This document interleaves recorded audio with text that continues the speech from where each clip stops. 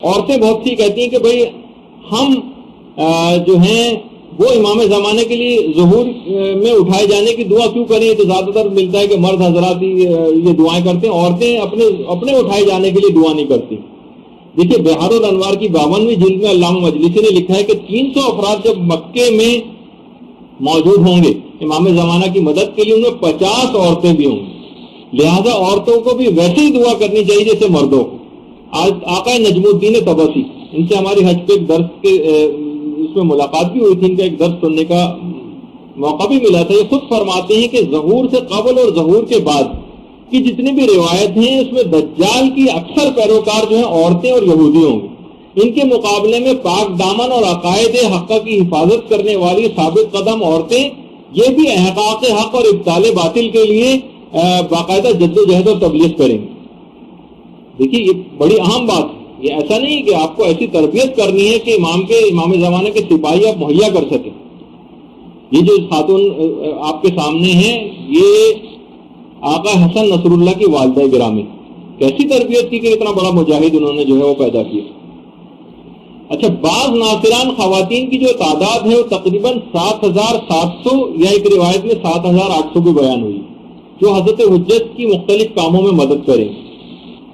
اور ابن حماد نے جو روایت نقل کی ہیں اس میں تقریباً 1,000 مومن مردوں کا ذکر ہے اور اسی طریقے سے عورتوں کا بھی ذکر ہے، اور پیغمبر اسلام کی ایک روایت میں 800 مردوں کا ذکر آیا ہے اور 400 عورتوں کا ذکر آیا ہے، اور شرط اس میں یہ بیان کی گئی کہ یہ افراد جو اٹھائے جائیں گے یہ اس وقت یہ سب سے زیادہ بہتر ہوں گے، گزشتہ لوگوں سے زیادہ صالح تر ہوں گے، یعنی اچھا ہونا، صالح ہونا یہ ایک شرط ہے ظہور امام کے سلسلے۔ اور چھٹے امام نے جو مفضل ابن عمر سے جو روایت بیان کی اس میں 13 عورتوں کا خصوصیت کے ساتھ ذکر کیا، 13 عورتوں کا، 9 عورتوں کے امام نے نام بھی بتائے ہیں، 9 عورتوں کے وہ نام میں ابھی تیزی سے گزر رہا ہوں، اس کے بعد ایک ایک نام پہ رک کے تھوڑی سی تفصیل بیان کروں گا، لیکن آگے وقت بہت ہی کم رہ گیا۔ اس میں ایک ہے سیانہ معاشطہ، دوسری ہے حبابہ والبیہ، ابھی دوبارہ یہ نام آئیں گے تو اس وقت لکھ لیجیے گا، اس وقت جب میں ڈسکرپشن بیان کروں گا۔ ایک ہے ام خالد جہنیہ، سمیہ، ام ایمن، یہ اٹھائی جائیں گے سب ظہور امام کے وقت، پھر میں ان کی خصوصیات بتاؤں گا، یہ خصوصیات انشاءاللہ آپ پیدا کریں گے تو آپ بھی اٹھائی جائیں گے۔ قنوہ رشید حجری کی بیٹی، زبیدہ خاتون، ام خالد احمسیہ، ام سعید حنفیہ، ام خالد جہنیہ، نصیبہ، اور یہ سب کے سب نام خصائص فاطمیہ نامی کتاب ہے اس کے اندر بھی ذکر ہے۔ البتہ منتخب بصائر الدرجات جو کتاب ہے اس کے اندر 2 عورتوں کے نام اور آئے ہیں، وطیرہ اور احبشیہ۔ نماز وطیرہ جو نافلہ بھی ایک نماز ہے، تو وطیرہ اور احبشیہ۔ اچھا، اب اس میں سیانہ معاشطہ، حضرت حسقیل علیہ السلام کی بیوی تھی، فرعون کی بیٹی کی آرائش گر اور بیوٹیشن تھی۔ حضرت حسقیل جو تھے وہ حضرت موسیٰ کے تو موسیٰ پہ ایمان رکھتے تھے، اور فرعون کے چچازاد بھائی تھے، ان کی بیوی تھی۔ اچھا، رسول خدا جس وقت سفر معراج پہ جا رہے تھے اور مکے اور مسجد اقصیٰ کے درمیان سیر ہو رہی تھی، تو درمیان میں اچانک سے پیغمبر اسلام کو زبردست خوشبو آئی جو پیغمبر نے اس سے پہلے نہیں سنی تھی۔ کہا جبریل یہ کیسے خوشبو ہے؟ کہا یہ حضرت حسقیل علیہ السلام کی بیوی جو موسیٰ ابن عمران پر ایمان رکھتی تھی اور اپنے ایمان کو چھپائے ہوئے تھی، ان کی خوشبو ہے، یہ آرائش گھر تھی۔ جبریل نے کہا یہ جب کنگی کر رہی تھی فرعون کی بیٹی کے سر میں، اس وقت ان کے ہاتھ سے کنگھی چھوٹ کے گر پڑی، تو اچانک ان کے منہ سے نکلا بسم اللہ، تو فرعون کی بیٹی چونک گئی، کہا کہ تو نے کیا میرے باپ کی تعریف کی؟ اس نے کہا نہیں، میں نے اس کی تعریف کی جس نے تیرے باپ کو بنایا اور تیرے باپ کو بھی وہی نابود کرے گا۔ اب تو وہ فوراً بھاگی فرعون کے پاس آئی، کہا کہ اس نے یہ تو موسیٰ کے خدا کے اوپر ایمان رکھتی ہے۔ فوراً فرعون نے بلایا، کہا کہ یا تو میری خدائی کا اعتراف کرو۔ اس نے کہا نہیں، میں اعتراف تو نہیں کروں گی، میں تو میرا خدا وہی ہے جو خدا وحدہ لا شریک ہے۔ کہا کہ تندور روشن کیا جائے، تندور کی آگ کو روشن کیا گیا اور اس کے ایک ایک بیٹے کو پکڑ کر آگ کے اندر ڈالا گیا۔ سیانہ معاشطہ کہتے ہیں بیوٹیشن کو، نام سیانہ تھا اس کا۔ بچے جب آگ میں جاتے رہے، یہاں تک کہ جو سب سے چھوٹا اور شیرخوار بچہ تھا وہاں سے کتنا ٹائٹ ہوتا، اس کو جب چھین کر پھینکنے لگے تو اس وقت سیانہ معاشطہ ذرا کمزور پڑ گئی، ہلکی پھلکی سی کمزوری اس میں آئی، اور وہ اس کے منہ سے نکلنے والا تھا کہ وہ مجبور ہو کر فرعون کی خدائی کا زبانی اظہار کرے، لیکن اذن خدا سے بچہ بول پڑا کہ اے مادر گرامی آپ کریں، یقیناً آپ حق پر ہیں، یعنی کمزور پڑتا دیکھ کر فوراً کموف کرنا۔ بہرحال وہ بچہ بول پڑا، لیکن اس کے بعد فرعون نے دونوں کو پکڑ کر، سیانہ معاشرہ کو اور ان کے بچے کو، دونوں کو آگ میں ڈال دیا اور ان کے جسم جل کر خاکستر ہو گئے۔ اس کے بعد ان کے خاک کو زمین میں دفن کیا گیا۔ تو بہرحال قیامت تک زمین سے وہ خوشبو اٹھتی رہے گی جو سیانہ معاشرہ کی۔ یہ سیانہ معاشرہ زندہ جاوید ہو کر دنیا میں واپس آئیں گی۔ آپ نے دیکھا کہ ان کی خصوصیت کیا ہے؟ اصول دین، اصول دین کی آبیاری کے لیے، اس کے لیے سیانہ معاشرہ کی خدمات ہیں، یعنی عقائد کے لیے استقامت، یہ ان کا پیغام۔ اسی طریقے سے حبابہ والبیہ، شیخ طوسی نے ان کو امام حسن کے اصحاب میں شمار کیا، اور 8 ائمہ کی صحابیہ گزری، اور 8ویں امام نے ان کے انتقال کے بعد اپنے ذاتی لباس میں ان کو دفن کیا۔ انتقال کے وقت حبابہ والبیہ کی عمر 240 سال تھی، اور ان کو معجزے سے 2 دفعہ جوانی عطا ہوئی ہے۔ ایک دفعہ چوتھے امام نے جوانی عطا کی، اس کے بعد 8ویں امام نے کی۔ یہ پتھر ایک لے کر گئی تھی امیر المومنین کے پاس، کہا کہ اس کا میں چاہتی ہوں کہ آپ سے آپ کی امامت کی کوئی دلیل طلب کروں۔ اس وقت کوفے کے باہر جو بازار ہے، امام وہاں پر بیٹھے ہوئے تھے، امام نے ایک پتھر کو اٹھایا اور اس کے اوپر اپنے ہاتھ سے مہر اس کے اوپر لگائی، پتھر کے اوپر ایک نقشہ ابھرایا۔ اس کے بعد امام نے کہا میرے آنے کے بعد کوئی اور جو بھی امام برحق ہوگا وہ اسی طرح سے اس پتھر کے اوپر مہر لگائے گا۔ اس کے بعد امام حسین کے پاس آئیں، اس کے بعد امام حسن کے پاس آئیں، پھر امام حسین کے پاس آئیں، پھر امام زین العابدین کے پاس آئیں۔ امام زین العابدین کی خدمت میں جب آئیں تو اس وقت حبابہ والبیہ کی عمر 113 سال کی ہو چکی تھی، ہاتھوں میں راشا تھا۔ مولا نے دعا کی چوتھے امام نے، اور ان کی جوانی واپس آئی۔ وقت جو ہے گزرتا گیا، یہاں تک کہ 8ویں امام کا دور آ گیا۔ 8ویں امام نے بھی دعا کی، ان کی جوانی دوبارہ واپس آئی۔ 8ویں امام کے دعا کرنے کے 9 ماہ کے بعد حبابہ والبیہ کا انتقال ہو گیا۔ تو بہرحال آپ نے یہ دیکھا کہ علم کا شوق، احادیث کا بیان، باقاعدہ داڑھی کے سلسلے میں جو ایک روایت ہے وہ بھی حبابہ والبیہ سے، جس کا بھی موقع نہیں ہے کہ میں اس کو بیان کروں۔ حق کی تلاش اور حق کی جستجو، یہ جو ہے یہ خصوصیات تھیں جو کہ ہم بھی اگر پیدا کر لیں کہ حق بات کو حاصل کریں، حق بات کے علم حاصل کریں، کہاں سے ہم کو احکامات الہی صحیح طور پر مل سکتے ہیں، کہاں سے صحیح عقائد حقہ مل سکتے ہیں۔ جستجو کیجئے، پوچھئے، علماء کے پاس جائیے، زانو تلمس جو ہے ان کے سامنے طے کریں اور اس طرح سے حاصل کریں۔ حبابہ والبیہ کی خصوصیت تھی جس کی بنا پر حبابہ والبیہ کو امام زمانہ کی نصرت کے لیے دوبارہ اٹھایا جائے گا۔ اس کے بعد ام خالد جہانیہ، جب عراق کا حاکم یوسف ابن عمر آیا تھا تو اس نے حضرت زید ابن علی کو کوفے سے بلا کر، آپ کو پتہ ہے کہ شہید کیا تھا، تو ام خالد کے ہاتھوں کو شیعہ ہونے اور حضرت زید کے قیام کی طرف مائل ہونے کے جرم میں ام خالد جہانیہ کے ہاتھ کاٹ دیے گئے۔ ابو بصیر کہتے ہیں میں چھٹے امام کی خدمت میں حاضر تھا کہ ام خالد اپنے کٹے ہوئے ہاتھوں کو لے کر وہاں پر آ گئی۔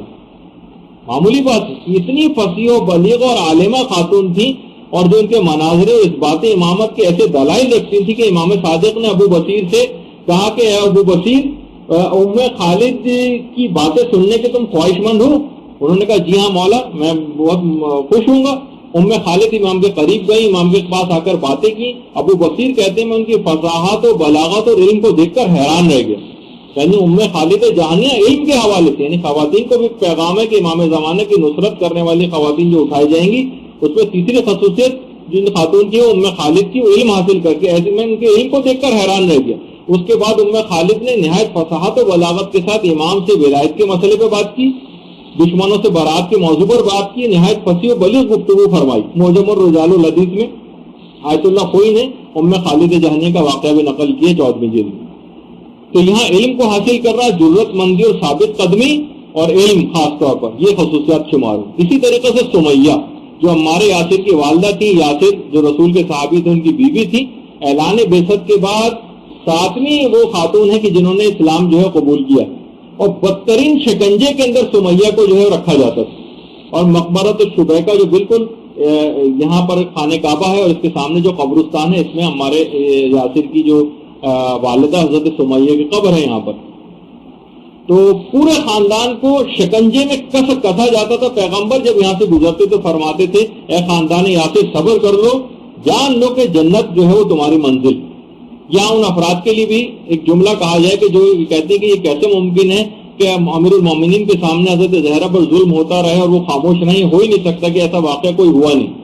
تو یہ بات اس سے یاد رکھ لیجیے کہ پیغمبر اسلام کے سامنے پورے خاندان کو شکنجا دیا جاتا تھا. پیغمبر سامنے سے گزر جاتے تھے یہ جملہ کہہ کر، خاندان آخر صبر کرو کہ جو جنت جو ہے وہ تمہاری.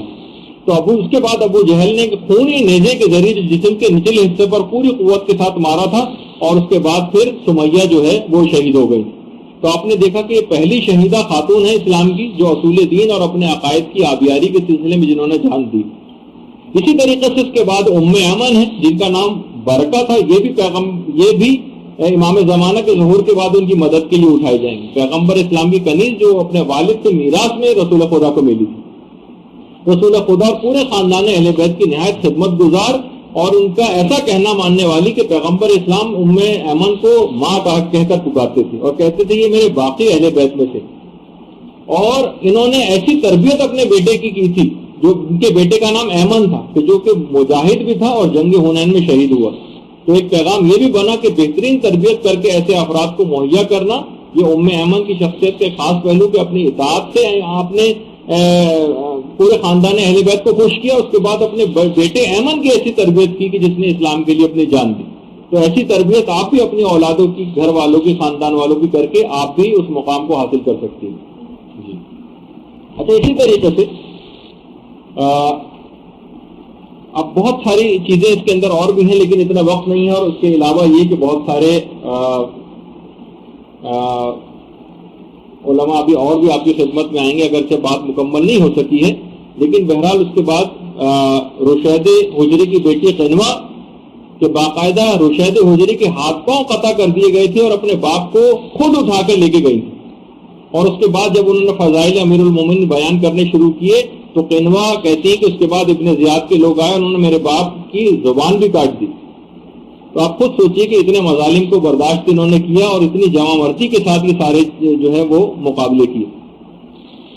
اور اسی طریقے سے زبیدہ خاتون یہ ہارون رشید کی بیوی تھی، لیکن آپ دیکھیں کہ جب محبان اہل بیت میں سے تھی، ہارون جب اس عقیدے سے آگاہ ہوا کہ یہ شیعان علی میں سے ہیں تو اس نے قسم کھائی تھی کہ میں زبیدہ کو جو طلاق دے دوں گا. لیکن اپنے اخلاقیات اور چیریٹی اور صدقات اور اخلاق حسانہ سے ایسی متصف تھی اور اسی میں معروف تھی کہ جس وقت مکے میں ایک پانی مشق کی قیمت جو ہے وہ 1 دینار سونے کی ہوا کرتی تھی اور حاجیوں کے لیے جو ہے پانی کا شدید مسئلہ تھا، تو اہل مکہ کو سیراب کیا تھا اور پہاڑوں اور دروں کو کھود کے 10 میل دور سے حرم میں نہر نکال کے لے کر آئی. 100 کنیزیں ایسی زبیدہ خاتون کے پاس تھیں جو کہ ساری کی ساری حافظہ قرآن تھیں اور ہر ایک کا وظیفہ یہ تھا کہ ایک جز قرآن کو اس طرح سے پڑھیں کہ اطراف کے گھروں میں تمام رہائشی مکانات تک اس قرآن کی تلاوت کی آواز جائے. ان کی خصوصیت کیا تھی؟ یعنی ظالم بادشاہ کی بیوی تھی لیکن دنیاوی چکا چوند اور زرق برق لباسوں اور زیورات سے متاثر نہیں ہوئی، بلکہ ان دنیاوی نعمتوں کو اسلام کی راہ میں خرچ کیا اس لحاظ. اچھا، اسی طریقے سے جو ان کی کاخ میں ان کی قبر بھی ہے زبیدہ خاتون کی. اس کے بعد ام خالد احمسیہ یہ بھی امام کی نصرت کے لیے اٹھائی جائیں گی جس طرح سے زبیدہ خاتون کہ باقاعدہ ایسی بیمار تھی کہ طبیبوں نے شراب کے علاوہ کوئی حل نہیں بتایا تھا. امام کے پاس آئی تھی اور کہا کہ مولا آپ اجازت دیں تو میں شراب پیوں گی ورنہ نہیں. امام نے جب منع کر دیا تو اپنی تندرستی کی نعمت کو مسائل فقہ اور مسائل شریعہ معلوم کر کے اور اس پر سختی کے ساتھ عمل میں جان دے دی، لیکن شراب کو پیا نہیں. اتنا بڑا مقام حاصل کیا. آپ نے دیکھا کہ ابھی تک عقائد کی آبیاری کے حوالے سے اور زبیدہ خاتون نے جو اخلاقیات کے حوالے سے اور ام خالد احمسیہ نے مسائل فقہ پر اور اسلامی احکامات پہ عمل کے حوالے سے اپنی جان دی ہے. اور یہ اگر ہم بھی اپنی زندگیوں میں اس چیز کو راسخ کریں، ان کی خصوصیات جو آئی ہیں جن کی بنا پر اٹھائے جائیں گے اپنے اندر بھی اگر ہم پیدا کر لیں تو انشاءاللہ آپ دیکھیں گے کہ ہم اور آپ خود بھی جب سختی کے ساتھ اس پر عمل درآمد ہوں گے تو امام زمانہ کی ناصرین کے لیے ان خصوصیات کی بنا پر اٹھائے جانے کے اہل ثابت ہوں گے. اور اسی طریقے سے بہت ساری خواتین اور ہیں لیکن ان کا اس وقت میں تذکرہ اب اس وقت فی الحال نہیں کر سکتا، گفتگو بس ایک لحاظ سے یہاں پر روکتے ہیں. تو یہی ہے، آپ کو بہت اچھا ایک موقع اس سلسلے میں ملے گا. چند خصوصیات خواتین کی اور باقی تھیں لیکن لب لباب ان کا بھی یہی ہے. تو علوم کے لحاظ سے آپ یہ دیکھیں کہ سب سے اہم ترین چیز یہ کہ آپ کو علم حاصل کرنا ہے. خود امام زمانہ علیہ السلام کی جو والدہ گرامی تھی حضرت نرجس خاتون روم کی شہزادی تھی،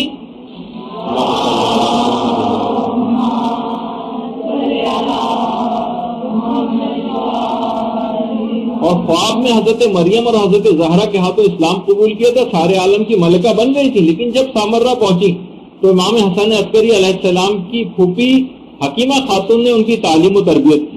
یعنی یہ کیسے ممکن ہے کہ امام زمانہ کی والدہ گرامی کو تو تعلیم و تربیت کی ضرورت ہو اور امام کی کنیزوں کو بغیر علم و عمل ہی کے بڑا مقام دے دیا جائے؟